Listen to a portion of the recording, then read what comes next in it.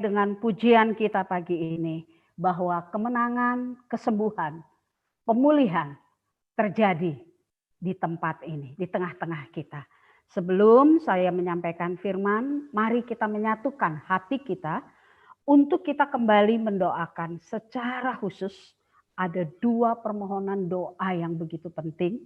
Yang pertama untuk Ipo yang kondisinya semakin tidak mengarah kepada yang baik dan sementara sedang diproses untuk masuk lagi ke rumah sakit Suaka Insan. Kita mohon supaya yang terbaik Tuhan berikan bagi Ipo. Kemudian yang kedua, kakak ipar daripada Ibu Lili.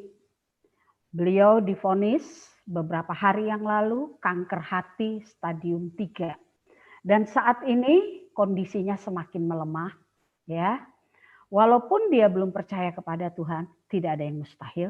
Kita sungguh berdoa, biarlah di tengah penderitaan, di tengah pergumulan yang dialami, kakak daripada Ibu Lili, juga istrinya yang merupakan kakak kandung, juga dijamah oleh Tuhan.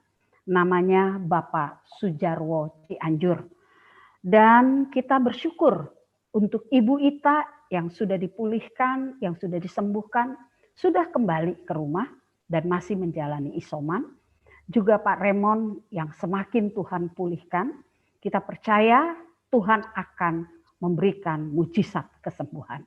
Mari kita bersama bersatu di dalam doa, kita sungguh-sungguh mohon kepada Tuhan, biar yang terbaik yang Tuhan berikan kepada hamba-hambanya ini. Ya, saya minta Ibu Wit ya memimpin bagian doa untuk yang sakit ini secara khusus ya, yaitu Ipo supaya Tuhan menyatakan kuasanya yang terbaik, juga Pak Halim, sekeluarga semua tetap diberikan kekuatan, secara khusus juga ibu daripada Pak Halim, dan juga untuk Pak Sujarwo Cianjur yang mohon maaf, Ibu Lili sudah memberitahu kepada saya, bertahan hidupnya hanya sekian bulan. Kita mohon supaya Tuhan menyelamatkan jiwanya. Ya, dan juga untuk 2 pokok doa ini, silahkan Ibu Wit, kita minta yang terbaik kepada Tuhan. Mari kita satu di dalam doa. Maha besar Bapa di surga, terima kasih kami bersyukur pada pagi hari ini. Ada kesempatan bagi kami bersehati saat ini Tuhan, membawa seluruh syafaat kami ke hadapan-Mu, membawa keluarga Bapak Halim ke dalam tangan Tuhan, khususnya Ipo ke dalam tangan-Mu Tuhan, dalam segala kelemahan fisiknya saat ini Tuhan. Dikatakan harapannya untuk kembali sembuh dan membaik sangat tipis, tetapi kami percaya dengan kuasa Allah yang berkenan menjamah Ipo saat ini di dalam nama Tuhan Yesus. Setiap bagian yang sakit yang dirasakan oleh Ipo dalam nama Yesus, Tuhan berkenan memberikan kesembuhan kepada Ipo. Dalam nama Tuhan Yesus, biarlah melalui perawatan saat ini yang diusahakan untuk masuk ke rumah sakit Suaka Insan, Tuhan kami serahkan ke dalam tangan kasih-Mu Tuhan. Memberkati setiap dokter, perawat yang menangani sakitnya Ipo ini, diberkati mereka semua ya Tuhan. Kami bersyukur Tuhan, tidak ada yang mustahil bagi orang yang percaya kepadamu.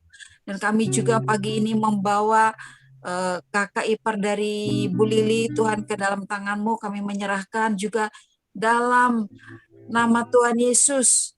Tidak ada hal yang mustahil bagi orang percaya.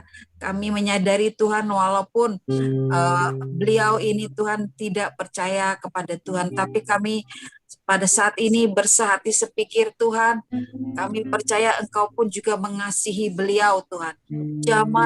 Jamah ya Tuhan, berikan kesempatan untuk sembuh kembali di dalam nama Tuhan Yesus. Biarlah beliau boleh merasakan keajaiban dan mujizat melalui tangan Tuhan yang menyembuhkannya dalam nama Tuhan Yesus. berkati keluarganya, berkati semua yang dilakukan, upaya yang dilakukan untuk kesembuhan akan saudara Ibu Lili ini Tuhan. Kami serahkan semua ke dalam tangan-Mu. Terpujilah Kau Allah kami, Allah yang kudus, Allah yang hidup, Allah yang kami sembah. Dan kami percaya Tuhan, setiap kami saat ini Tuhan, terus tak lupa untuk menaikkan rasa syukur, terima kasih untuk penyertaan Tuhan, perlindungan, penjagaan Tuhan buat setiap kami. Dan kami juga berdoa untuk Ibu Ita yang dalam saat ini masih dalam masa isoman.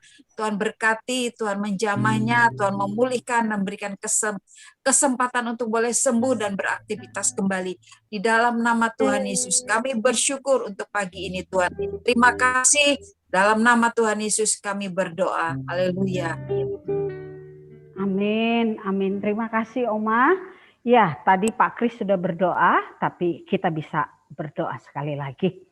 Saatnya kami mau merenungkan firman, biarlah apa yang kami renungkan memberikan kami kekuatan, iman, keteguhan, kekokohan, supaya apa yang kami hadapi di dalam hari-hari ini membawa kami memiliki iman yang teguh. Kami menang di dalam setiap pergumulan yang Tuhan izinkan. Dan kami percayakan seluruh jemaat Tuhan yang hadir, yang mengikuti Zoom, bahkan juga beberapa yang tidak bisa hadir karena ada di luar kota, juga dalam menghadapi beberapa masalah yang harus dikerjakan, berkat anugerah Tuhan juga tercurah atas mereka. Di dalam nama Tuhan Yesus kami sudah bersyukur dan siap untuk diberkati. Haleluya, amin. Iya, sehat semuanya. Ini hari yang luar biasa, minggu keempat, dan juga hujan ya.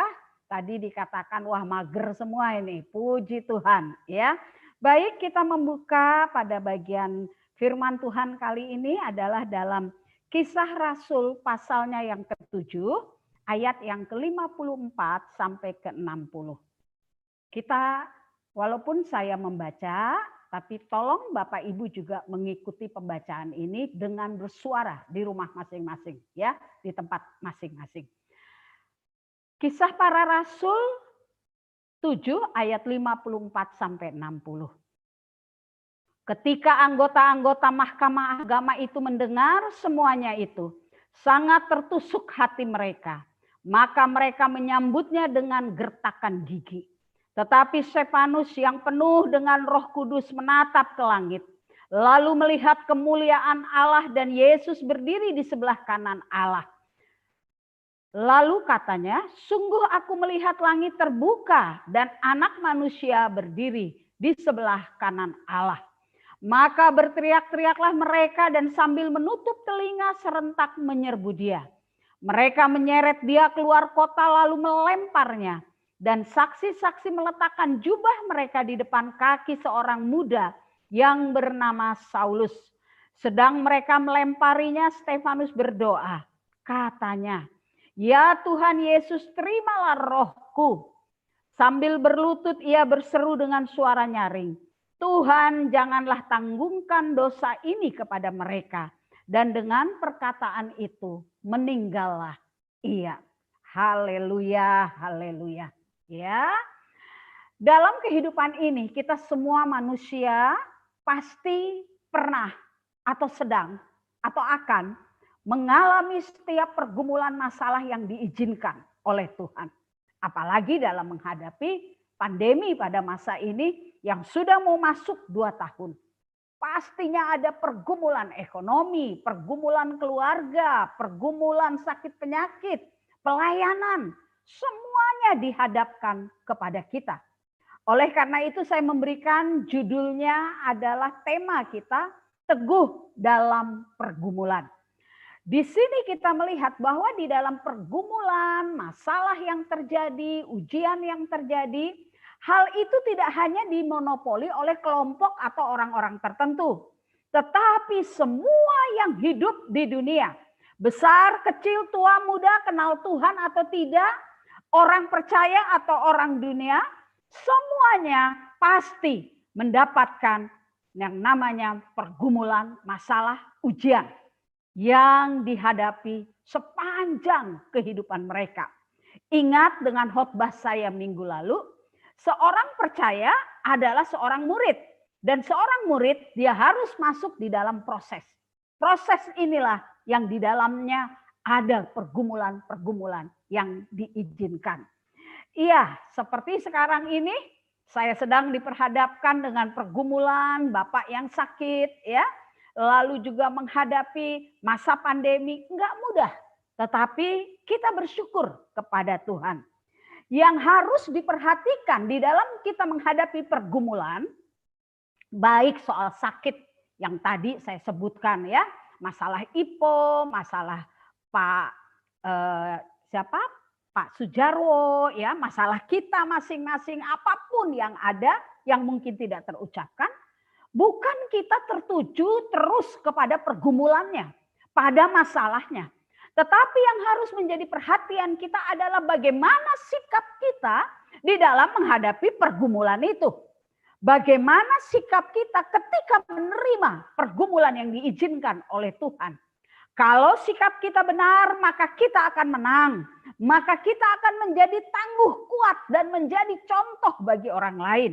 Tetapi kalau kita menyikapi dengan tidak benar, sikap kita tidak benar, maka kita akan runtuh, akan kalah di tengah pergumulan yang kita hadapi.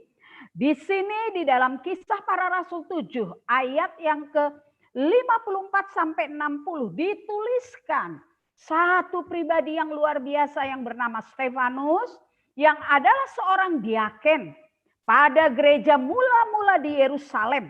Dikatakan bahwa dia penuh dengan Roh Kudus, melayani Tuhan, penuh kuasa, penuh karunia, orang yang luar biasa. Dibunuh hanya oleh karena anggota-anggota Mahkamah Agama itu mendengar apa yang diajarkan, apa yang diuraikan tentang Tuhan Yesus oleh Stefanus, dan mereka tertusuk hatinya, tersinggung, tertusuk, kena ya, dan mereka menyambutnya dengan gertakan gigi. Di sini kita melihat juga di sisi lain ya, ada Petrus, juga murid Tuhan yang luar biasa dipakai. Dan dia pernah dipenjara, akan dibunuh. Tetapi dengan cara Tuhan yang luar biasa, dia dibebaskan, dia diselamatkan. Dengan cara mujizat Tuhan, membuka pintu-pintu daripada penjara. Kemudian kita teringat dengan Daniel di dalam perjanjian lama. Bagaimana dia juga ketika mempertahankan imannya, diperhadapkan dengan goa singa yang ada di dalam goa. Dia tidak diterkam. Begitu juga Sadrak, Mesak, dan Abednego.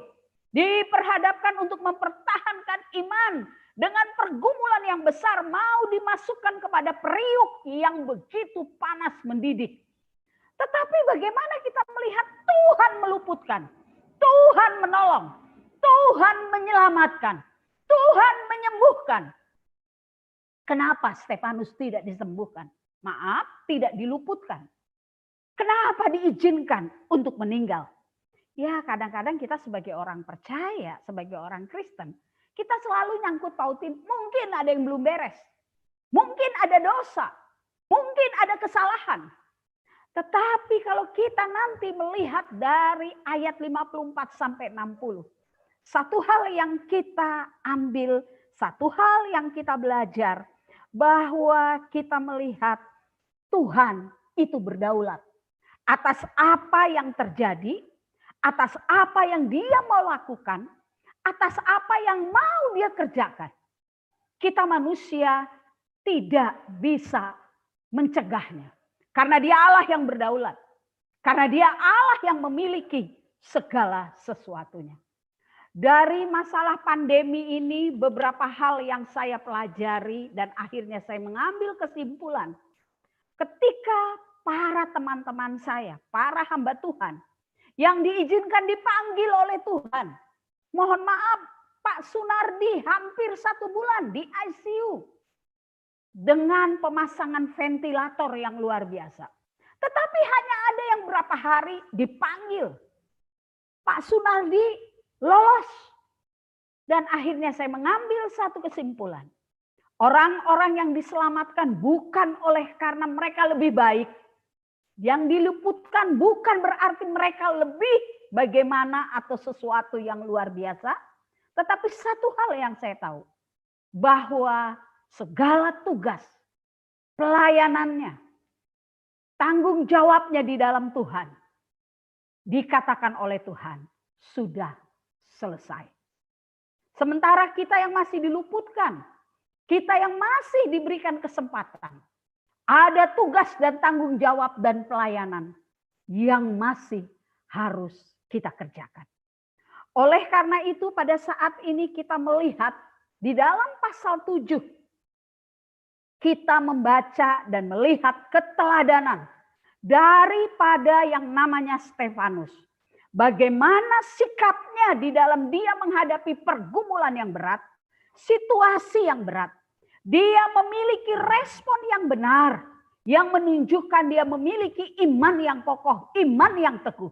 Dan dari sini kita belajar bahwa kita pun harus memiliki hal seperti itu. Di Amerika ada seorang juara dunia petenis profesional.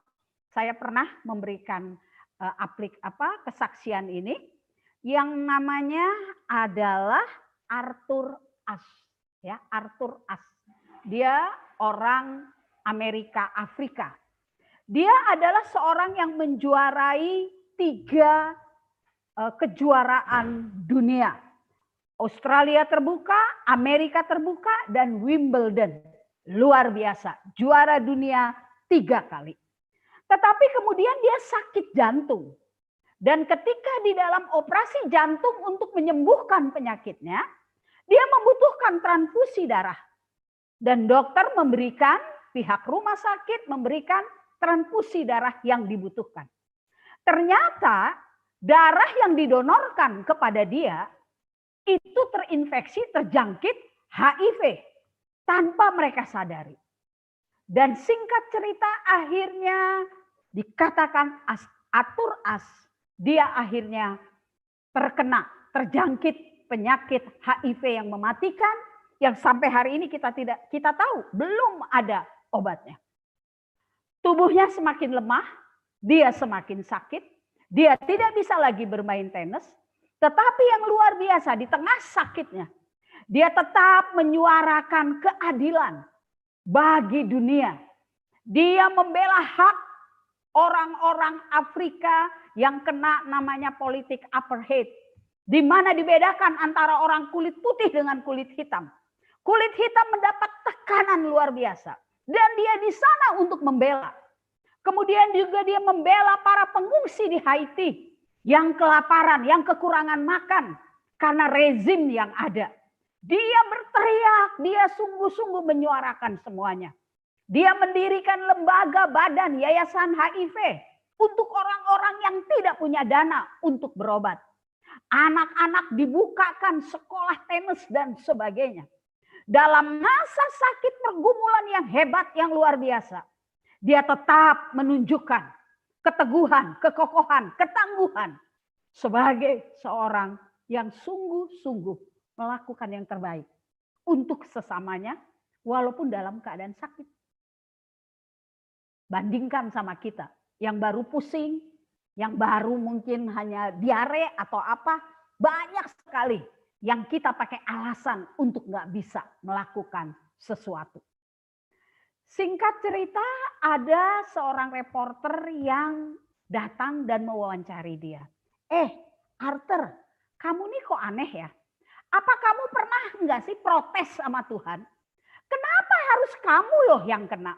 Kan banyak orang di rumah sakit yang juga sakit. Kenapa bukan mereka yang terjangkit? Kenapa bukan mereka yang kena transfusi itu? Kenapa mesti kamu yang kena transfusi yang terjangkit sama HIV? Apa kamu juga sudah mensyu atau membawa ke pengadilan untuk dokter, untuk medis, untuk rumah sakit? Apa kamu membawa mereka ke pengadilan? Memperkarakan mereka karena mereka teledor? Kamu mikir gak sih, kenapa sih Tuhan izinkan ini terjadi sama kamu? Kamu kayaknya ada dosa. Kamu kayaknya ada sesuatu yang gak pas di hadapan Tuhan. Dan kemudian Arthur Ashe dengan suara pelan dia mengatakan, saudara, di dunia ini ada kurang lebih sekitar 50 juta orang ingin belajar tenis. Dan dari 50 juta hanya ada 5 juta yang benar-benar belajar tenis untuk bisa menjadi profesional. Dari 5 juta adalah hanya ada 500.000 yang akhirnya mereka sungguh-sungguh menjadi petenis profesional. Dari 500.000 hanya ada 50.000 yang bisa bertanding di arena internasional. Dari 50.000 hanya ada 5.000 yang bisa ikut pertandingan Grand Slam. Dan dari 5.000 hanya 50 orang yang terpilih masuk ke Wimbledon. Dari 50 orang hanya tersaring 4 orang di semifinal. Dari 4 orang hanya 2 orang di final. Dan salah satunya adalah saya. Saya yang menang. Dari 50 juta saya yang dipilih. Dan ketika saya menang, tidak pernah sedikit pun saya mengatakan bertanya kepada Tuhan, why me Lord? Kenapa saya yang menang? Kenapa saya yang dipilih 3 kali menjadi juara dunia? Dan apakah pantas ketika saya diizinkan menderita HIV oleh karena kesalahan? Saya mengatakan kepada Tuhan, kenapa saya Tuhan? Kenapa Engkau berbuat ini dan tidak baik?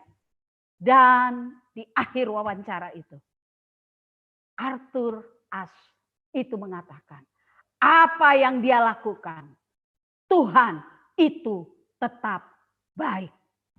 Luar biasa.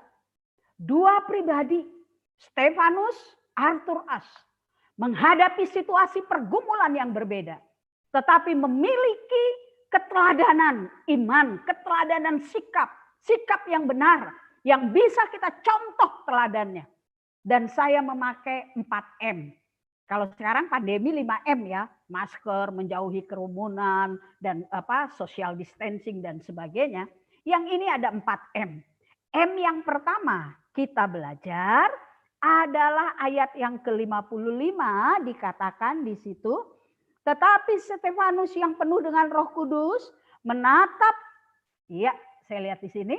Tetapi Stefanus yang penuh dengan Roh Kudus menatap ke langit, lalu melihat kemuliaan Allah dan Yesus berdiri di sebelah kanan Allah. Lalu katanya, sungguh aku melihat langit terbuka dan Anak Manusia berdiri di sebelah kanan Allah. Ketika kita menghadapi pergumulan, diizinkan menghadapi pergumulan, kita ini lihatnya kemana sih? Kita ini lihatnya ke samping kanan, kiri, belakang, atau ke siapa yang kita rasa orang itu, atau pribadi siapa yang bisa menolong. Dan hasil dari itu akan sangat mengecewakan. Mungkin tidak selalu memberikan sesuatu yang baik. Tidak selalu memberikan sesuatu yang sesuai apa yang kita butuhkan. Seperti contohnya, ada seseorang yang begitu kecewa terhadap saudaranya, dan sampai kapanpun dia tidak mau lagi datang ke saudaranya. Oleh karena satu hal, saudaranya ini orang yang kaya banget. Dan dia bilang kepada saudaranya ini, sepupunya, ya, hey bro, pokoknya kalau kamu sakit, kasih tahu saya. Kamu ada apa-apa, kasih tahu saya. Dan karena dia dalam pergumulan yang cukup berat, masalah ekonomi, akhirnya dia ingat dan dia datang ke saudaranya. Bro, kan kamu bilang aku kalau ada apa-apa kasih tahu kamu. Ini saya kasih tahu. Ini masalah saya. Dan saudaranya hanya ngangguk-ngangguk. Ya. Nggak ditolong sama sekali. Nggak dikasih jalan keluar. Ya karena dia harus tahu apa yang dikasih tahu. Kalau ada apa-apa, kasih tahu sama saya. Dia kan udah ngasih tahu ya udah. Bukan bilang mau nolong kan, hanya ngasih tahu. Jadi di sini kita melihat bahwa tidak semua itu memberikan sesuatu yang memberikan jalan keluar. Tidak semua. Di sini Stefanus memberikan pelajaran kepada kita. Ketika kita menghadapi pergumulan, kita harus menatap, melihat hanya kepada Tuhan. Hanya Roh Kudus yang memampukan dan memberikan kekuatan kepada kita. Ketika kita melihat, menatap kepada Tuhan, maka dikatakan Stefanus melihat langit terbuka.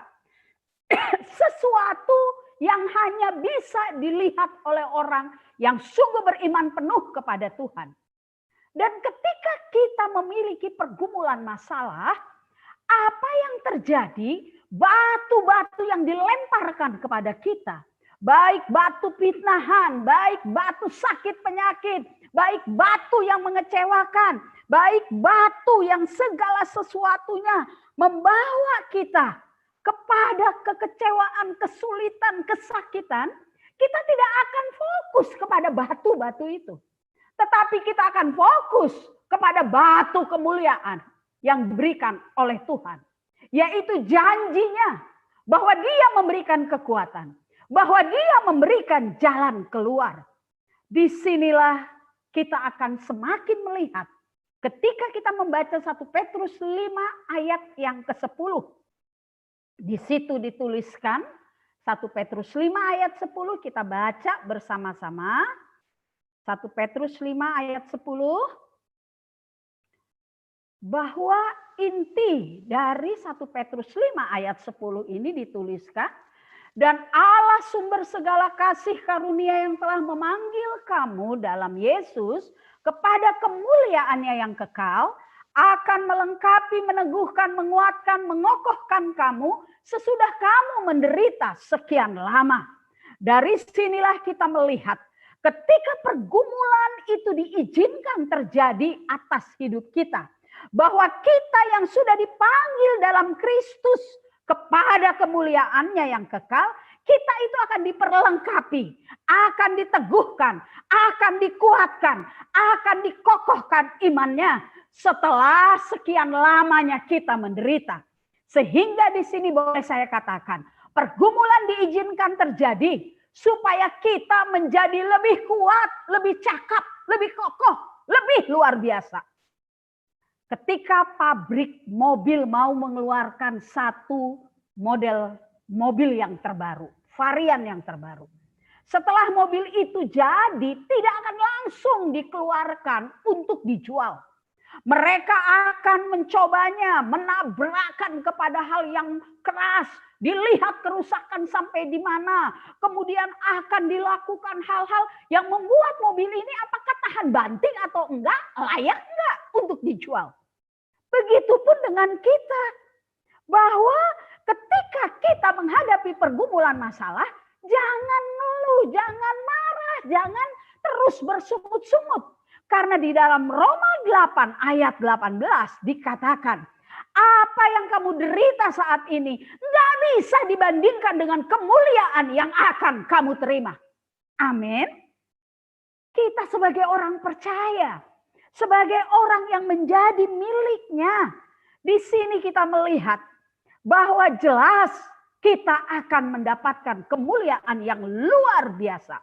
Tetapi kita melihat, dikatakan juga di dalam 1 Petrus 2 ayat 19-20, bahwa pergumulan masalah ini terjadi bukan oleh karena kita.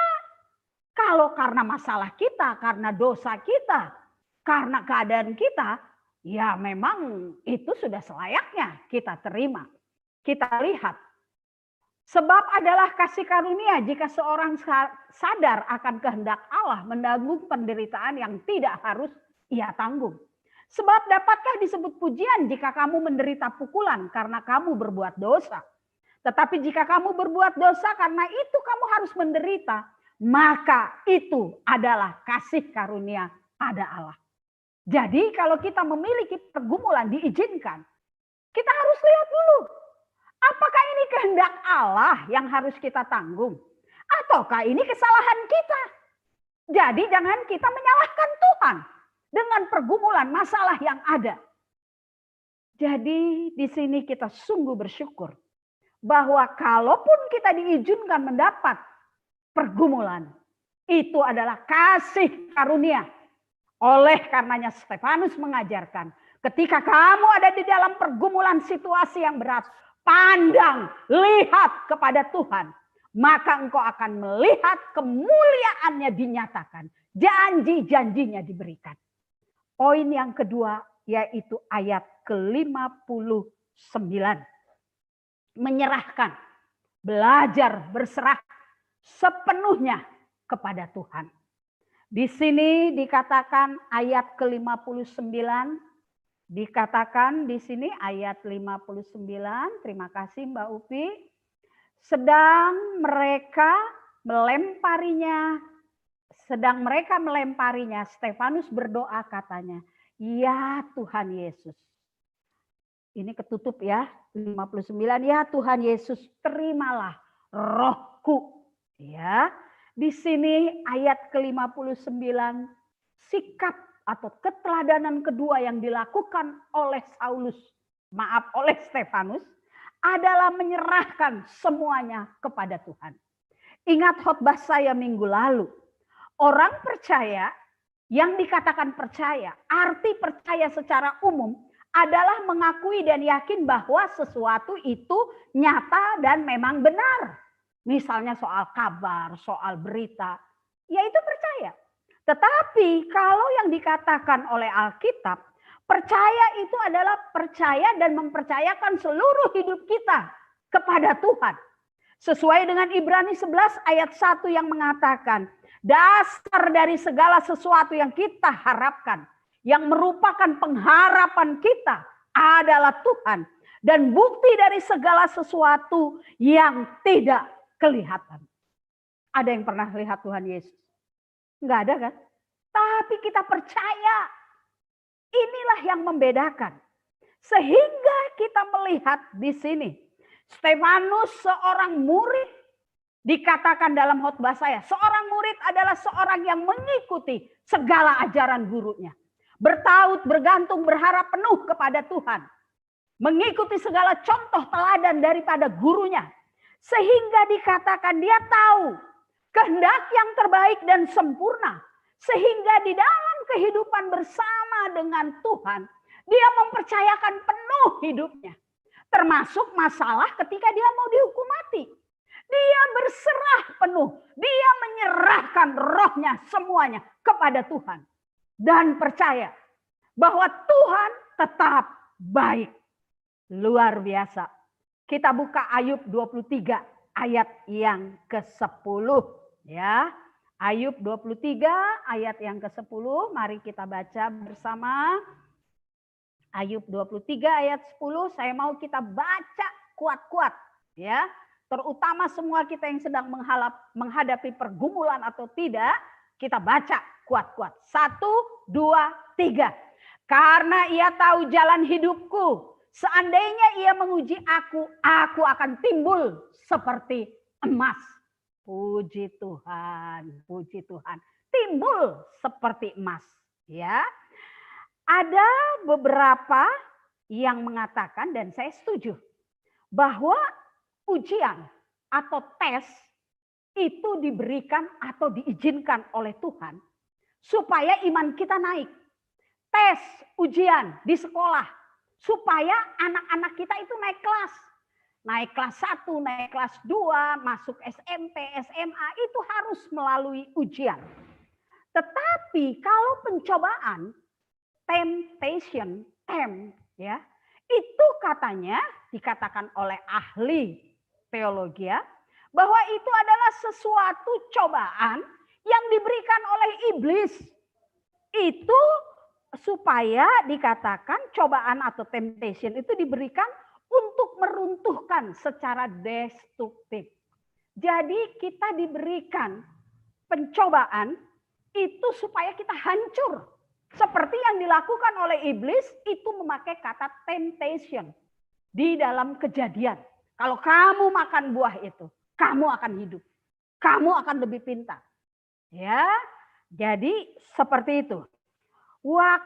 Tapi yang jadi masalah, saya pernah merasakan waktu saya divonis kanker, saya diam di kamar, saya menangis, saya berdoa. Seakan-akan doa saya tuh hanya sampai langit-langit kamar saya. Seakan-akan saya ditinggalkan sendirian, dibiarkan sendirian oleh Tuhan. Dan kadang-kadang kita bertanya, Tuhan, waktu saya bergumul, Engkau kemana? Waktu saya menghadapi kejahatan suami saya, Engkau kemana? Waktu saya difitnah, diperlakukan tidak adil, padahal saya tidak salah, Engkau di mana? Kenapa Engkau tidak membela saya? Kenapa orang benar mesti mengalami hal-hal yang menyakitkan? Ada pepatah yang luar biasa yang mengatakan, seorang guru yang baik ketika ujian yang berlangsung yang dihadapi oleh murid-muridnya, dia akan duduk diam. Kenapa? Dia akan memperhatikan, melihat, mengawasi para muridnya mengerjakan ujian-ujian yang dilakukan. Dan dia memiliki keyakinan bahwa para muridnya jika mengikuti segala ajarannya, mentaati segala apa yang diperintahkan, mengikuti segala sesuatu apa yang sudah diberikan, maka mereka akan cakap, akan mampu menjawab, melewati setiap ujian yang diberikan. Karena setiap ujian yang diizinkan oleh Tuhan, kabar baiknya adalah Tuhan mau kita semua lolos, melewati itu semua. Amin. Ya, ibu-ibu ya, kita semua senang sama yang namanya barang berharga. Emas, berlian, ya. Tapi saya mau bicara soal emas. Emas itu kalau 24 karat, itu lembek. Gampang bengkok, ya. Dan kalau dipakai itu dia akan jadi, kalau kena hantaman dan sebagainya, itu jadi lembek, ya, nggak bagus. Sehingga ada banyak yang memakai emas untuk perhiasan itu 18 atau 22, ya. Itu memakai besi atau tembaga atau perak, ya. Itu dicampur supaya menjadi keras. Tetapi ketika seorang pengrajin emas menginginkan perhiasan, membuat sesuatu misalnya tikus ya, buat hiasan tikus dari emas murni atau juga pohon dari emas murni, maka dia akan mengumpulkan semua emas-emas itu, baik yang dari cincin, dari gelang, dari mungkin jam tangan, dari anting, dari kalung, semua dikumpul, kemudian dicampur dengan satu cairan, satu zat atau satu zat ya yang bernama flax, ya, dicampurkan dan dididihkan untuk dicairkan. Dan ketika itu semua cair, maka akan menjadi dua bagian yang luar biasa. Yang bagian atas adalah emas, yang bagian bawah besi, tembaga, perak, itu turun ke bawah, terpisah. Dan si pengrajin tinggal mengambil emas yang sudah mengapung di atasnya, membentuk sesuai dengan apa yang dia inginkan. Itu inti daripada pergumulan yang diizinkan oleh Tuhan.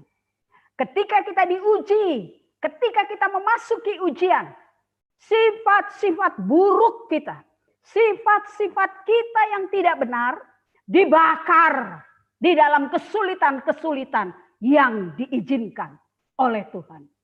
Mungkin sifat yang cepat emosi, cepat marah, cepat tersinggung, iri, banyak hal, sifat-sifat jelek yang belum beres.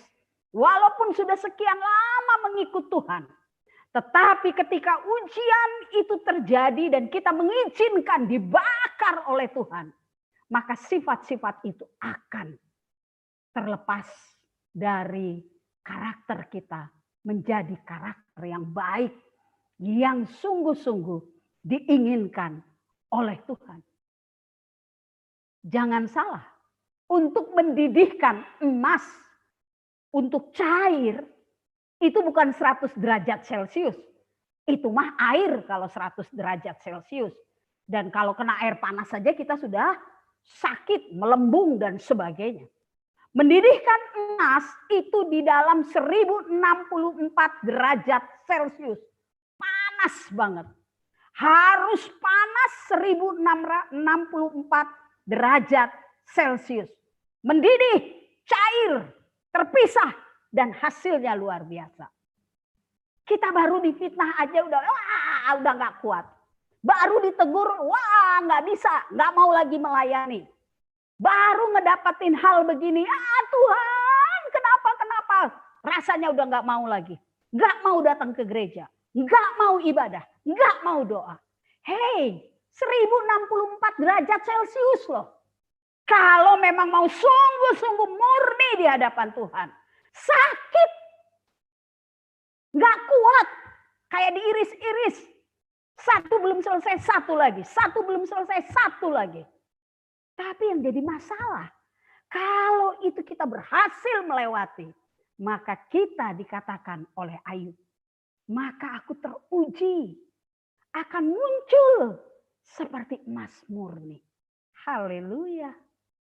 Kenyamanan, segala sesuatu yang mengenakan situasi kita, membuat kita tidak memiliki iman yang kokoh. Tidak kuat, cengeng, kayak bayi. Tetapi kalau kita diperhadapkan dengan penderitaan, kesulitan, tekanan yang diizinkan oleh Tuhan, maka membawa kita semakin berserah penuh kepada Tuhan. Asal respon kita itu benar di hadapan Tuhan. Masa pandemi ini, bagaimana respon kita? Apakah kita mempersalahkan pemerintah? Mempersalahkan bos kita yang memberhentikan kita? Mempersalahkan hal-hal yang terjadi? Dan akhirnya membuat kita nanti aja kalau pandemi selesai baru saya akan sungguh-sungguh. Baru saya akan beribadah. Baru saya akan melakukan ini dan itu. Tetapi di sini kita belajar. Pandemi kapan berakhir kita tidak tahu. Tetapi yang kita tahu, pandemi atau tidak, lakukan kewajiban kita sebagai orang percaya dengan benar. Walaupun saat ini kita harus online, lakukan online ibadah Zoom dengan sungguh-sungguh kepada Tuhan. Enggak asal-asal, enggak asal muncul, tetapi kita dengan haus dan lapar, kita percaya. Kemenangan terjadi di tempat ini. Kesembuhan terjadi di tempat ini. Hal-hal yang baik dinyatakan oleh Tuhan dalam nama Yesus. Amin. Dan kita masuk yang poin ketiga. Ayat yang ke-60. Di sini dikatakan, sambil berlutut ia berseru kepada dengan suara keras. Dengan suara nyaring. Tuhan janganlah tanggungkan dosa ini kepada mereka.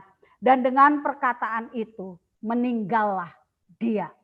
Poin yang ketiga, mengampuni orang lain. Dalam keadaan tertekan, masalah, menderita, ya, kita cenderung menyalahkan orang lain. Menyalahkan situasi, mencari kambing hitam, bersungut-sungut, nggak jaga hati, marah, protes, hal-hal yang jelek yang kita keluarkan. Karena sikap hati kita yang sudah nggak benar menghadapi pergumulan. Tetapi bagaimana Stefanus mengajarkan? Dia berlutut dan berseru, Tuhan jangan tanggungkan ini kepada mereka. Stefanus memiliki hati yang murni, mengampuni. Bahkan dia meminta untuk mereka tidak mendapatkan hukumannya oleh karena apa yang mereka lakukan terhadap dia. Di sini kita belajar. Stefanus mencontoh dari gurunya, yaitu Tuhan Yesus. Ketika dia disalib, Tuhan Yesus mengatakan, ya Bapa ampuni mereka karena mereka tidak tahu apa yang diperbuat oleh mereka. Setiap murid mengikuti, mencontoh setiap apa yang diajarkan oleh Yesus. Yesus yang adalah guru kita, yang adalah Tuhan, yang adalah juru selamat, memberikan hal yang baik untuk kita contoh. Salah satunya adalah masalah pengampunan. Masalah mengampuni. Ini kita melihat bahwa di dalam 1 Petrus 4 ayat 19. Ayo kita lihat 1 Petrus 4 ayat 19. Waktu baca ini saya juga kaget ya. Saya sempat waduh ya, saya kaget sekali waktu baca ini 1 Petrus 4 ayat 19. Ayo kita baca sama-sama ya. Bapak Ibu, walaupun kita tidak bertemu langsung, ayo kita baca sama-sama. 1, 2, 3. Karena itu baiklah juga mereka yang harus menderita karena kehendak Allah menyerahkan jiwanya dengan selalu berbuat baik kepada pencipta yang setia. Di sini dikatakan bahwa dalam hal apapun, bukan situasi yang enak, dalam situasi yang menderita, kita tetap harus berbuat baik. Harus berbuat baik. Dan ini dilakukan oleh Stefanus. Dalam segala kesulitan, ketakutan, kengerian, menghadapi kematian. Dia melakukan yang terbaik. Mengampuni orang yang berbuat itu kepada dia. Di sini kita melihat bahwa ternyata kita harus tetap berbuat baik. Walaupun itu bertentangan dengan hati kita. Mengampuni adalah sesuatu perbuatan yang luar biasa baik. Karena itu adalah kebaikan untuk diri kita. Supaya kita dilepaskan dari kepahitan. Tetapi juga kebaikan untuk orang yang lain. Saya mengambil contoh Pak Ahok. Basuki Cahayapurnama. Walaupun dia adalah orang yang memiliki pribadi yang seutuhnya tidak selalu benar. Ada keputusannya yang tidak pas. Tetapi saya melihat kebaikan hatinya ketika dia menghadapi masalah, mau dipenjarakan. Sikapnya kita lihat. Dia datang sendiri. Dia memberikan hormat ketika dia punya pembelaan ditolak. Dia menerima keputusan masuk ke dalam penjara. Dia menghormat kepada tim, semua hakim, semua jaksa. Dan dia memberikan hormat, tanda dia menerima. Dan ucapan yang ada di lidah bibir mulutnya, dia mengatakan puji Tuhan. Mengutip Roma 8:28. Tuhan turut bekerja di dalam segala sesuatu. Sampai ketika lawannya yaitu Habib Rizik ya, yang memang salah satu pentolan 212 itu dicabut berkasnya, dia nggak protes, dia nggak marah, dia hanya mengatakan puji Tuhan. Dan ketika dia menjalani masa tahanan dan sebenarnya dia bisa ditahan di luar masa percobaan, dan orang-orang itu wah, orang-orang yang di penjara entah siapapun, kalau orang besar ketika bisa keluar dengan percobaan semua berusaha, apalagi Ahok orang terkenal. Tapi dengan kerendahan hati dia menolak. Dia mau menjalani semua hukuman sampai selesai. Karena dia nggak mau nanti antara yang anti sama dia dan yang pro sama dia jadi berantem. Jadi berpolemik, jadi bermasalah. Dia memikirkan kepentingan orang lain. Ini adalah satu sikap yang luar biasa. Dikatakan bahwa ketika kita memiliki sikap hati yang benar, mujizat dinyatakan. Mujizat terjadi. Mujizat diberikan.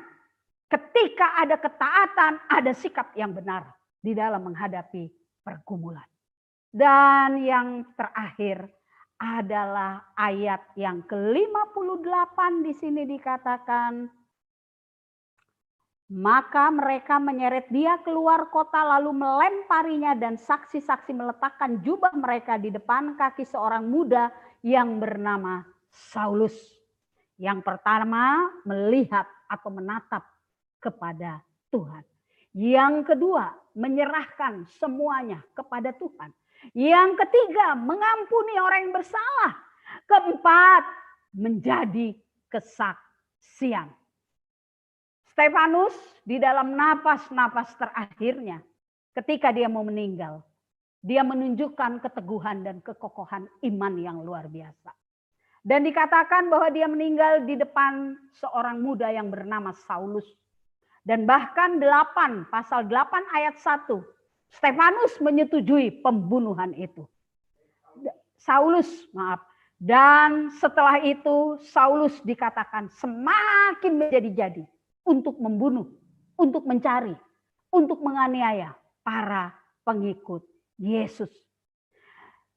Dulu Pak Raymond punya pengalaman waktu dia belum bertobat. Pada waktu itu polisi, dia sedang berjalan di kompleknya ke warung, mau beli rokok, dulu belum bertobat, masih ngerokok ya. Dan waktu dia sedang di warung, tiba-tiba dia lihat ada orang berlari, kemudian ada mobil polisi berhenti, dan dari mobil polisi itu orang gondrong-gondrong, ya ternyata tekap ya. Terus kemudian bunyi seperti petasan, tar gitu ya. Dan dia langsung lari, lihat keluar, ada orang terkapar, bajunya tuh kebetulan putih atau berwarna terang, langsung warnanya semburat merah. Ya, dan dia lihat orang ditembak di depan matanya, yaitu seorang residivis. Dari situ dia terus dihantui tentang bagaimana orang itu ditembak, mati dan sebagainya. Menjadi satu ketakutan. Dan saya memikirkan, ini Saulus. Dia lihat di depan matanya dan dia setuju Stefanus dilempari sampai mati. Kalau Pak Raymond lihat tembak langsung dor, jeret, mati. Langsung. Cepat, instan. Tetapi kalau dilempari batu itu kejam loh. Mungkin kena kepala dulu, mungkin kena mata, mungkin kena dada. Dirajam, matinya pelan, menderita, sakit. Walaupun Saulus menegarkan hati dengan mencari para murid untuk dibunuh, untuk dianiaya. Tapi saya meyakini dia memiliki kebimbangan, kegamangan, kegalauan. Kenapa ya sama orang ini? Kok dia bisa nerima? Ada apa dengan pribadi Yesus itu? Apa sih yang dia ajarkan? Kenapa orang ini bisa sungguh-sungguh? Kenapa mau mati untuk hal seperti ini? Pasti itu memberikan hal yang tidak enak di dalam pikiran Paulus. Dan terbukti. Pasal 8 selanjutnya dikatakan. Dalam perjalanan ke Damsyik. Dia mengalami hal luar biasa. Dan satu yang dia katakan. Dikatakan oleh Tuhan. Saulus, Saulus, kenapa engkau menganiaya aku? Siapa engkau? Tuhan. Lihat. Dia langsung tahu ini Tuhan. Karena selama itu dia pasti berpikir. Pasti dia ada di dalam kebimbangan. Dan saya bisa mengambil satu kesimpulan. Kematian martir Stefanus banyak memberikan kontribusi kepada Saulus. Yang akhirnya menjadi Paulus dan menjadi rasul yang luar biasa. Tidak hanya kepada Paulus. Setelah kematian martir daripada Stefanus. Luar biasa. Mujizat dinyatakan. Kuasa Tuhan dinyatakan. Para rasul yang lain semakin berapi-api melakukannya. Dan mereka memiliki roh yang luar biasa. Oleh karena merasakan impartasi daripada Stefanus. Apa yang dilakukan Stefanus. Dan disinilah kita melihat. Sampai pada kematiannya pun. Dia tetap menjadi berkat. Sikapnya menghadapi kematian. Apakah kita tetap bisa menjadi kesaksian?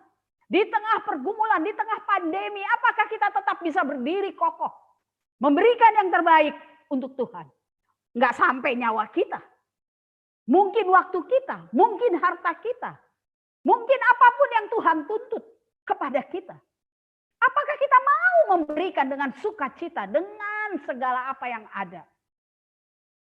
Seorang penginjil luar biasa bernama D.L. Moody. Dia adalah penginjil yang luar biasa yang membuat orang banyak bertobat. Dia punya sahabat yang paling dekat dari sejak dia sekolah dasar. Dia menginjili temannya, tapi temannya nggak mau bertobat, keras hatinya. Nggak mau terima. Lo Moody, kita kan dulu sama-sama. Kamu kan sama nggak beresnya sama saya. Nggak percaya saya. Gua nggak percaya. Begitulah mungkin bahasanya ya. Dan akhirnya Moody dipanggil oleh Tuhan. Temannya pada waktu Moody meninggal belum percaya. Dia menghadiri pemakaman penghiburan dari sahabatnya. Dia berdiri, dia duduk di tengah-tengah. acara pemakaman itu dan dia melihat ratusan orang mengantar Moody, mengeluh-elukan, memberikan kesaksian luar biasa bahwa Moody orang yang baik, Moody orang yang luar biasa, Tuhan berkarya. Dia yang dipakai Tuhan menyelamatkan saya. Saya yang jahat, saya yang kotor, saya yang penjinah, saya yang penipu. Semua bersaksi. Dan ketika sahabatnya mendengar, tertusuk hatinya. Seperti orang mahkamah agama itu ya, tertusuk hatinya. Tapi dengan hal yang positif. Dia katakan, iya ya, Moody ini adalah sahabat yang terbaik. Walaupun saya menolak, dia terus memberitakan untuk saya. Dia terus mendoakan saya. Dia terus care sama saya. Kenapa saya mengeraskan hati? Kenapa saya menjadi orang yang tidak mau bertobat? Kenapa saya orang yang tidak mau percaya? Dan di tengah-tengah ibadah pemakaman daripada sahabatnya. Sahabatnya ini bertobat. Menerima Tuhan Yesus. Apa yang bisa kita ambil dari sini? Saya mau mengatakan, segala sesuatu yang kita lakukan bagi Tuhan, di tengah pergumulan ataupun tidak, di dalam apapun yang kita lakukan, tidak akan pernah kembali dengan sia-sia. Semua diperhitungkan oleh Tuhan. Dan saya terharu di saat kematiannya, Moody dipakai untuk temannya diselamatkan oleh Tuhan. Bagaimana kehidupan kita? Bagaimana kita menghadapi pergumulan? Bagaimana kita menghadapi masalah yang Tuhan izinkan? Saya hanya mau katakan, lihat, fokus kepada Tuhan. Jangan pandang ke sekeliling yang membuat mata iman kita malah menjadi kecewa. Andalkan Tuhan. Manusia siapapun mengecewakan, tapi Yesus tidak pernah mengecewakan. Amin. Serahkan semuanya kepada Tuhan.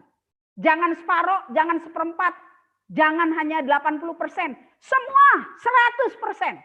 Hidupmu, caramu, keluargamu, pekerjaanmu, semua serahkan kepada Tuhan. Berserah penuh. Ada pujian yang mengatakan, aku berserah, aku berserah. Bukan hanya 10, 20, 30, 100%. Yang paling kecil pun serahkan. Jangan bergantung kepada kemampuan, kepintaran, kebisaan orang lain. Apapun jangan. Berserah penuh kepada Tuhan. Percayakan. Dan yang penting lagi, ampuni. Ampuni siapapun yang menyakitkan. Ampuni siapapun yang membuat kita kecewa. Kita harus lepas dari hal-hal yang mengikat kita. Kebenaran memerdekakan kita adalah Tuhan Yesus memerdekakan kita. Tidak hanya dari dosa, tidak hanya dari kutuk, tidak hanya dari hal-hal lain. Tetapi dari kemarahan, dari dendam, dari hal-hal yang membuat kita tidak bebas untuk mengasihi orang lain. Amin. Kalau kita sudah bisa mengampuni orang, kita tuh bisa nerima siapapun. Nggak lihat lagi kata belece, dia dulu punya masalah ini, punya masalah itu. Kita akan memandang dia sebagaimana Tuhan memandang kita dengan penuh kasih.